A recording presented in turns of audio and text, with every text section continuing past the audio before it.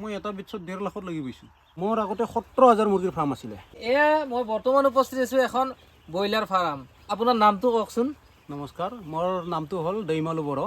তো আমি এতিয়া আজি কথা পাতিম এই ব্ৰইলাৰ মুৰ্গীৰ সম্পৰ্কে। মানে কি মানে কেনেকুৱা ধৰণত আমি যদি ব্ৰইলাৰ মুৰ্গীটো পালোঁ, মানে কেনেকুৱা ধৰণে পালিলে মানে আমি মানে স্বাৱলম্বী হ'ব পাৰিম? কেনেকুৱা ধৰণে বুলি ক'লে মানে বহুত কেইটা ধৰণ আছে। কোনোবা এনেকৈ মাটিত পালে, হয় হয় কোনোবা চাং বনাই কেনে পালে, কোনোবা AC ফাৰ্ম বনাই কেনে পালে। এইটো তাৰমানে ছেক্টৰটো বেলেগ বেলেগ হয়, খৰচাটো বেলেগ বেলেগ হয়। এতিয়া AC ফাৰ্মত যাব গ'লে মানে খৰচাটো বহুত হয়, কিন্তু ইনকামটো বেছি। এতিয়া চাং ফাৰ্ম বনাব গ'লে তাতেও ইনকামটো বেয়া নহয়, ভালে, কিন্তু ঠাণ্ডাৰ দিনত বহুত প্ৰব্লেম চাং ফাৰ্মত। তাৰপিছত ইয়াৰে গোবৰবিলাখন তাৰমানে ধুব নোৱাৰে, গোবৰবিলাখন চাঙত বজি থাকে। কিন্তু এটা সময়ত এই বেমাৰৰ মানে সম্ভাৱনাটো বেছি হৈ যায়। আচ্ছা। কিন্তু এই মাটিত যদি হয়, চবখিনি বস্তু ভালকৈ ধুব পাৰে, ভালকৈ চাফা কৰিব পাৰে, সেনেকৈ সুবিধাজনক হয় এইটো আৰু। তো আপোনালোকে নিশ্চয় শুনা পালে যে প্ৰক্ৰিয়া বিভিন্ন কেইটা আছে মুৰ্গী পালন কৰা। তো দাদাই ক'লে যে এতিয়া যিহেতুকে আমি একদম মধ্যবিত্ত ঘৰৰ ল'ৰা, হয়নে নহয়? ধৰক কোনোবাই বাহিৰত কাম কৰিব গৈছে, 2 পইচা লৈ আহিছে, যে ফাৰ্ম এখন কৰাৰ হেঁপাহ আছে, তে কেনেকৈ কৰিম? তে বিভিন্নজনে বিভিন্ন বুদ্ধি দিব। দাদাৰ এক্সপিৰিয়েঞ্চ কিমান বছৰ মানে এই ফাৰ্মিঙৰ লগত? মইতো এই ব্ৰইলাৰ ফাৰ্মৰ লগত 2008ৰ পৰা জড়িত মই। তো আপোনালোকে নিশ্চয় শুনিলে, দাদাই 2008ৰ পৰা জড়িত। সেইকাৰণে আপোনালোকে ইউটিউবত নানানটা ভিডিঅ' পাব। সেইবিলাক চাই কেনে আপোনালোকে মানে নিজে মানে ওস্তাদি নামাৰিব। এজন অভিজ্ঞতা থকা কৃষকৰ লগত বহি কথা পাতি ল'ব যে কেনেকৈ আমি ফাৰ্মিংখন কৰিলে মানে আমি উপকৃত হ'ব পাৰিম, হয়নে নহয় দাদা? তো এতিয়া দাদাই 2008ৰ পৰাই জড়িত হৈ আছে ব্ৰইলাৰ। তো ব্ৰইলাৰৰ মানে পাখাৰ পৰা গুৱক লাগি গোটেইখিনি জানে দাদাই। কি হৈছে মুৰ্গী দেখি দিলে আপুনি মোক কৈ দিব 100%। তো এনেকুৱা ধৰণৰ অভিজ্ঞতা থকা কৃষকৰ পৰা আপোনালোকে যদি অভিজ্ঞতা লৈ ফাৰ্ম কৰে, আপুনি নিশ্চয় স্বাৱলম্বী হ'ব। তো এয়া পিছফালে আপোনালোকে দেখা পাইছে। দাদা এতিয়া কিমান মান আছে পোৱালি? এতিয়া বৰ্তমান 1700 মুৰ্গী আছে ইয়াতে। 1700। এইটোতো বহুত ডাঙৰ আছিলে ফাৰ্মটো, মানে এই যোৱা 3 মাহ আগত মানে বহুত ডাঙৰ ধুমুহা আহিছিলে না। এই ধুমুহাত মানে মোৰ ফাৰ্মবিলাখন চব ভাঙি গৈছে। আচ্ছা। বৰ্তমানলৈকে মই এই মানে 1700 ধৰা এইখিনিহে মানে মই ক্লিয়াৰ কৰি মানে ওলাব পাৰিছোঁ ফাৰ্মখিনি। বাকীখিনি বনাই আছোঁ, পৰা নাই। এনে টোটেল আপোনাৰ কিমান কেপাচিটিৰ ফাৰ্ম আছিল আগতে? মোৰ আগতে 17,000 মুৰ্গীৰ ফাৰ্ম আছিলে। ৱাও। তামোলপুৰ ডিষ্ট্ৰিক্টত, বাক্সা ডিষ্ট্ৰিক্টত ইমান ডাঙৰ ফাৰ্ম নায়েই মানে। তো মানে আচৰিত, মানে আমাৰ তামোলপুৰ ডিষ্ট্ৰিক্ট, বাক্সা ডিষ্ট্ৰিক্টত মানে ইমান ডাঙৰ ফাৰ্মে নাই। তো আমাৰ ওচৰতে ইমান ডাঙৰ ফাৰ্ম এখন আছে। তো মই অবাক, মানে মই ভাবাই নাছিলোঁ যে। তো সেইকাৰণে মই নিজে আহিলোঁ, কিছুমান কথা ময়ো জানিম, আপোনালোককো জনাম। তো এই যিটো মুৰ্গী আপুনি 1700টো পাৰিছে, আপুনি ব্যক্তিগতভাৱে কৰিছে নে কোনোবা কোম্পানীৰ আণ্ডাৰত কৰিছে? এইটো সোনা কোম্পানীৰ লগত টাই আপ কৰা গৈছে। আচ্ছা। মানে কোম্পানীৰ আণ্ডাৰত আৰু কিমানকৈ দি আছে কিলো বৰ্তমান? এন্থে অলপ আগতে দি আছিলে আমাক 8 টকা 80 পইচাকে, এতিয়া অলপমান বাঢ়াই কিনে 9 টকা প্লাছ কৰি দিছে আৰু। আচ্ছা। তো এতিয়া ধৰক বহুতৰ কনফিউজ হৈ আছে, মানে ধৰক কোম্পানীৰ আণ্ডাৰত খুলিলে ভাল না ব্যক্তিগত খুলিলে ভাল, মানে ইয়াৰ প্ৰফিটটোৰ কথাটো আপুনি অলপমান বুজি দিয়ক, মানে কেনেকুৱা কি হ'ব? মানে নিজে যদি পোহা যায় ন, মানে ঠাণ্ডাৰ দিনত ব্ৰইলাৰৰ ৰেটটো নাথাকে। ৰাইট। একেবাৰে কম, 100 টকাৰ তলতে যায়, 80 টকা, 90 টকা, 70 টকাত লাগি যায় কিলো গোটা ব্ৰইলাৰৰ। তেতিয়া তাৰমানে একজন ফাৰ্মাৰে মৰি যায়।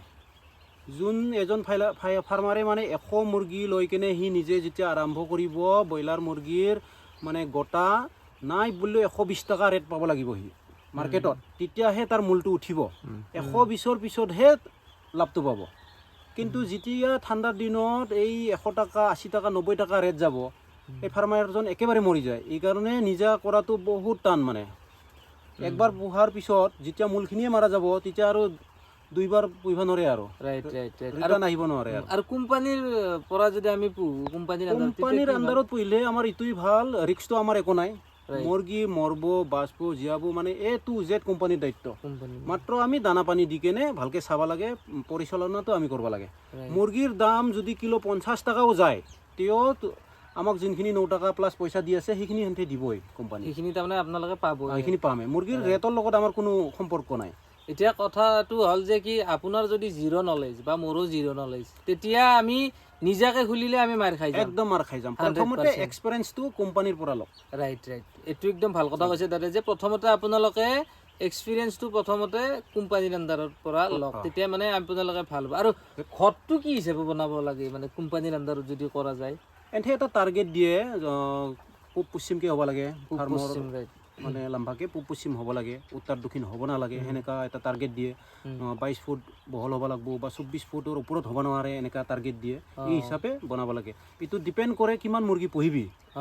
2000 যদি মুৰ্গী পোহা এনে টাৰ্গেটটো দিব, কিমান লম্বা বনাও। 2000 মুৰ্গীত কিমান লম্বা লাগিব ঘৰটো? 120 ফুট লম্বা লাগিব আৰু 24 ফুট বহল লাগিব। 24 ফুট। আৰু যদি 1000ৰ কাৰণে কিমান মানক লাগি দিয়ে সিহঁতে চানাটো? চানাটো 1000ৰ পৰা আৰম্ভ কৰে, 1000ৰ তলত নিদিয়ে। 1000ৰ পৰা যিমান পোহা ইফালে। 1000 কেপাচিটি যদি ফাৰ্ম এখন বনাব লগা হয়, তাৰ দৈৰ্ঘ্য আৰু বহল কিমান লাগিব? এইটো কোম্পানীৰ ওপৰত ডিপেণ্ড কৰে। তাৰমানে কিছুমান কোম্পানীয়ে 1.3 পোৱালি দিয়ে, মানে এটা মুৰ্গীক মানে গ'ল স্কুৱেৰ ফুট 1.3 পোৱালি দিয়ে। কিছুমানে 1.4ত দিয়ে, কিছুমানে 1.5ত দিয়ে। ৰাইট, মানে সেইটো কোম্পানীৰ ওপৰত নিজা নিজা কথা কোম্পানীৰ। কোনোবাই 1.3, কোনোবাই 1.4, কিছুমানে 1.5। আচ্ছা আচ্ছা, ঠিক আছে। তো আপোনালোকে নিশ্চয় বুজি পালে বস্তুটো। তো এনেকুৱা আৰু চিষ্টেমবিলাক কোম্পানীৰ লগত আপোনালোকে কথা পাতি চাব। আপোনালোকৰ অঞ্চলত যদি কোনোবা এনেকুৱা কৃষক আছে, ফাৰ্মাৰ আছে, আপোনালোকে সুধি চাব যে কেনেকুৱাকৈ কি কৰি আছে, জানি ল'ব। তাৰপিছত আপোনালোকে আগবাঢ়িব, 100% সফল হ'বই হ'ব। আৰু মানে আমি যিটো মুৰ্গী পালন কৰিম আমি, তো মুৰ্গী পালন কৰিব লগা হ'লে মানে আমাৰ কি কি সাৱধানতা অৱলম্বন কৰিব লাগে, মানে কি কি সুবিধা লাগে? প্ৰথমতে হ'ল একদম বাৰে বাউণ্ডাৰীটো বায়'চিকিউৰিটি থাকিব লাগে। যেনেবা শিয়াল আহিব নালাগে, কুকুৰ আহিব নালাগে, এই পশু পক্ষীবিলাকখন যাতে সোমাব নোৱাৰে ফাৰ্মত, সেইখিনি অৱলম্বনতা কৰিব লাগে। তাৰপিছত ছেকেণ্ড হ'ল মানে ফাৰ্মতলৈকে অহা যোৱা ৰাস্তাটো থাকিব লাগে, বিজুলীৰ সুবিধাটো থাকিব লাগে, সেইখিনি থাকিব লাগে আৰু। আচ্ছা আচ্ছা। আৰু ধৰক যেতিয়া বেছি ঠাণ্ডা পৰে তেতিয়া কি কৰে আপোনালোকে? এতিয়া যোনটো নেকি বেছি ঠাণ্ডা বেছি গৰম, সেইটো প্ৰকৃতিটো নিজৰ অধীনত কৰি ল'ব পাৰিব লাগিব যদি মুৰ্গী পোহা। প্ৰকৃতিটো নিজৰ অধীনত যদি কৰিব নোৱাৰা, এইটো ছেক্টৰত জিৰ' হৈ যাব, কোনো লাভ নহ'ব। এতিয়া গৰম বেছি দিছে, এতিয়া হিটাৰ চলাব লাগিব, ফেন চলাব লাগিব। আমাৰ তাততো বহুত ডাঙৰ ডাঙৰ ফেন আছে। এতিয়া ঠাণ্ডা দিনৰ কাৰণে ঠাণ্ডাততো এনেকুৱা মৰে মুৰ্গীগিলা, এক ৰাতিত কাৰোবাৰ যদি 5000 মুৰ্গী আছে, 1000 মৰি যায়, 500 মৰি যায়।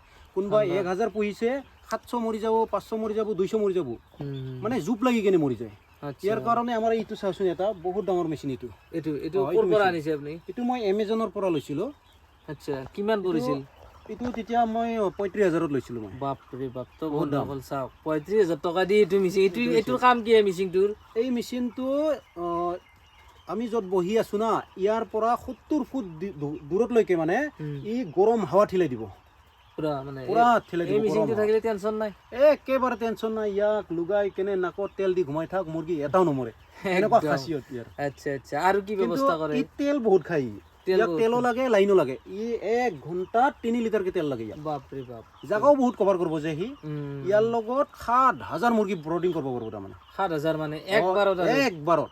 আচ্ছা আচ্ছা আচ্ছা। সেইকাৰণে এই ৰুমখিনি সি পুৰা যিমানখিনি টেম্পাৰেচাৰ নিজক লাগে সেইখিনি সি উঠাই দিব। তাৰমানে আমাক এতিয়া প্ৰথম মুৰ্গী যদি পোৱালি আহে 35ৰ ওপৰত লাগে, তেতিয়া সেই ৰুমখিনি ইমান 7000 মুৰ্গীৰ 70 ফুট বহল মানে ৰুমটো যদি 35 ডিগ্ৰী চেলচিয়াছ যদি হিট উঠাব লাগে, হিতে মানে অভিয়াছলি 3 লিটাৰ তেল খাবই সি। Right right right. সেইটো আৰু হেৰি ডাঙৰ হোৱাৰ পিছত বিশেষ ঠাণ্ডাত নমৰে ন? ব্ৰডিং কৰাৰ টাইমত মানে অলপ প্ৰব্লেম ন? কেইদিনমান তথাপিও? ব্ৰডিঙত 12 দিন ৰাখিব লাগে। 12 দিন মানে কষ্ট কৰিব লাগে, একদম কষ্ট কৰিব লাগে, টোপনি ক্ষতি কৰিব লাগিব, ৰাতি জাগি থাকিব লাগে। ৰাতি জাগি থকা। আপুনি যে ব্ৰডিং কৰি আছে, ৰাতি জাগি থাকিব? ৰাতি জাগি থাকো পুৰা, একদম লাৰি থাকিব। টাইমে ঘুমাও, টাইমে চাওঁ। মানে 1-2 ঘণ্টাৰ ভিতৰত পুৰা লাগব দিব নোৱাৰা, জুপ লাগব দিব নালাগে মুৰ্গীটো। এতিয়াতো আমি হিটাৰ চলাব লগা হোৱা নাই, মানে এতিয়া গৰমৰ ভাৱটো বহুতখিনি আছে, সেইকাৰণে আমি এতিয়া হিটাৰ চলাওঁ। ৰ'ব, এটা কথা, ফেনৰ কথা যে ক'লে, এতিয়া ঠাণ্ডা হোৱা যদি লাইন গুচি যায়, কি হ'ল? ফেন চলাব? হণ্ডা আছে আমাৰ ইফালে, মানে এইটো জেড কৈছো না মই, প্ৰকৃতিটো নিজৰ অধীন কৰিব পাৰিব লাগিব, মানে টেকনলজিৰ লগত। বন্ধুসকল চাওক, হুণ্ডা কিনি লৈছে দাদাই, ইফালে আকৌ হিটিং মেচিন, মানে কি কম আৰু। মানে কি ফাৰ্ম কৰাটো এনেই নহয়, মানে এনে হঠাৎ কোনোবাই এখন ফাৰ্ম কৰিব, কৰি কেনে লছ খাব।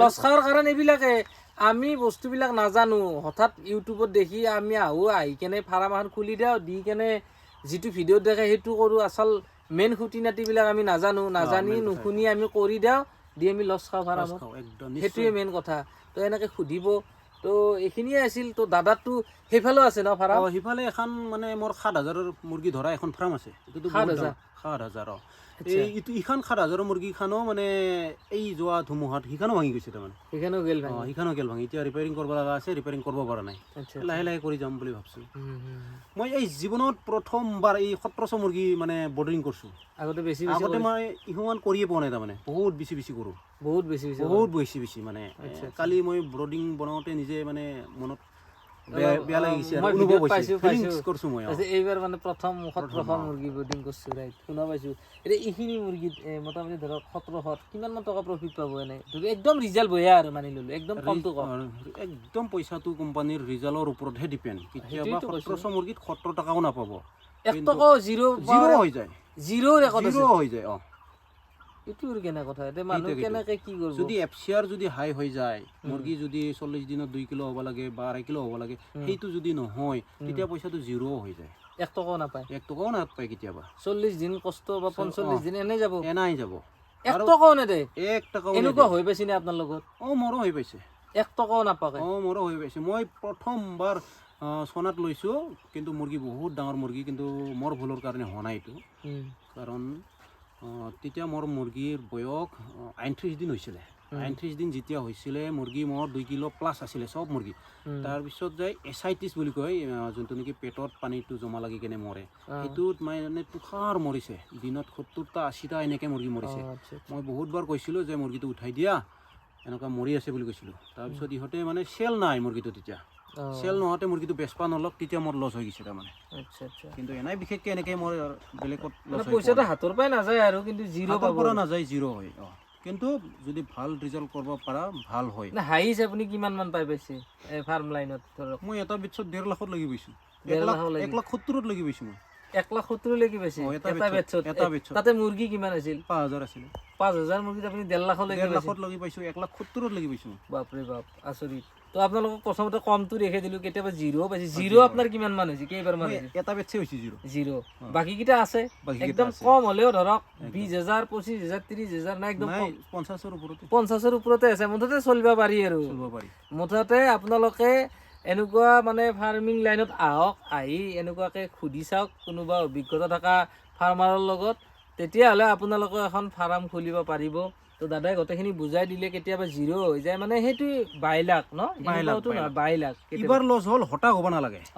মনটো স্থিৰ হ'ব লাগিব মই পাৰিম মই কৰিম এইবাৰ মই ফেল হৈছোঁ নেক্সটত মই ভাল কৰিম এটা বেটছ যদি ভাল হৈ যায় ডাবল পইচাটো আহি যাব বেটাৰৰ ওপৰত বেটাৰ কৰিব চেষ্টাটো ৰাখিব লাগে মানে এইটো যত্নৰ লগত কথা মৰ্টেলিটি যদি কম হৈ যায় কম হয় তেতিয়া পইচাটো অটোমেটিক আহিবই তাতে টেনচনে নাই তো জিৰো মানে কি মৰ্টেলিটি যদি 50% মৰি যায় তেতিয়াতো আপোনাৰ জিৰো আহিবই একদম সেনেকুৱা পোৱালি সময়ততো 50% মৰিলেও কথা নাই মুৰ্গীটো ডাঙৰ হৈ কিনে মৰিব নালাগে দানাখিনি খাই কিনে যেতিয়া মৰি যায় তেতিয়াহে মাইনাছটো লাগি যায় পোৱালি অৱস্থাত মৰিলেও কথা নাই ডাঙৰ হোৱাৰ পিছত মৰিলে তাৰমানে মাইনাছটো বেছি যায় এইখিনিয়ে আপোনালোকে নিশ্চয় শুনা পালে মই একদম পুৰা পাখাৰ পৰা গুৱকলৈকে কথা পাতিলোঁ ব্ৰইলাৰৰ অলপ ধেমালিও কৰি দিলোঁ যি নহওক আপোনালোকে নিশ্চয় বুজি পালে কথাখিনি অল এভৰিথিং দাদাই গোটেইখিনি বুজাই ক'লে যে মাটিত কৰা বাৰে কেছ ফাৰ্ম আজিকালিতো এইগিলা মানে ট্ৰেণ্ডিঙত চলি আছে কেছ সেইগিলা কাম নাই ন একদম বিগিনাৰৰ কাৰণে কাম নাই ন ভাল নহয় বিগিনাৰৰ কাৰণে মাটিয়ে বেষ্ট প্ৰথমতে এক্সপিৰিয়েঞ্চ লওক মাটিত কৰক